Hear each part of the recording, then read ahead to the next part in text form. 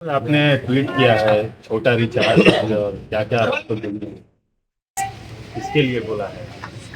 मैंने जब ये मैंने देखा कि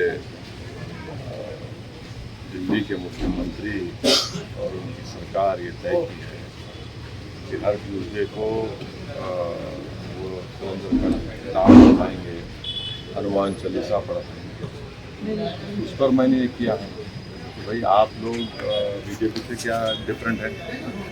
आप में बीजेपी आरएसएस में कोई फ़र्क नहीं है।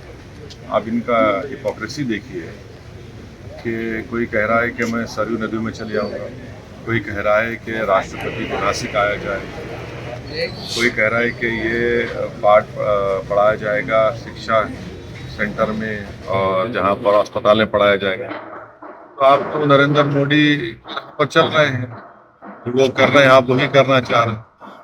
आप में बीजेपी आरएसएस में क्या फर्क है? तो मैं फिर से कह रहा हूँ कि इस देश में मेजॉरिटी कम्युनिटी के वोट को कैसे हासिल किया जाए, उसका कॉम्पिटिटिव हिंदुत्व हो रहा है। और मैं इस देश के मुसलमानों से अपील कर रहा हूँ कि आप लोग देखिए ये जो खेल हो रहा है इसमें क्या हो रहा है बताइए। कॉम्पिटिटिव हिंदुत्व की पॉलिटिक्स को अपनाया जा रहा है। अगर अभी भी इस देश के सेकुलर जहन रखने वाले हमारे हिंदू भाई और मुसलमान जो इसको नोटिस नहीं लेंगे, फिर नुकसान किसका हो? भाई आप शिकायत मुझसे होगी, बताइए इस पर क्या बोलेंगे आप?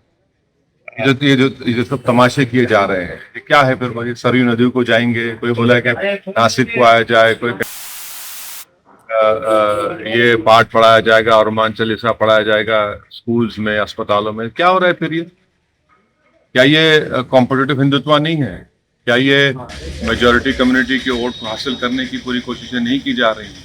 फिर ये कहाँ पर सेकुलरिज्म दफन हो गया? सर अभी राम मंदिर के दर्शन के मसले पे भी कांग्रेस पार्टी के लोग मकर संक्रांति पे दर्शन करके आए, कहे 22 तारीख को नहीं जाएंगे मकर संक्रांति तो, लेकिन लोग दर्शन करके आए।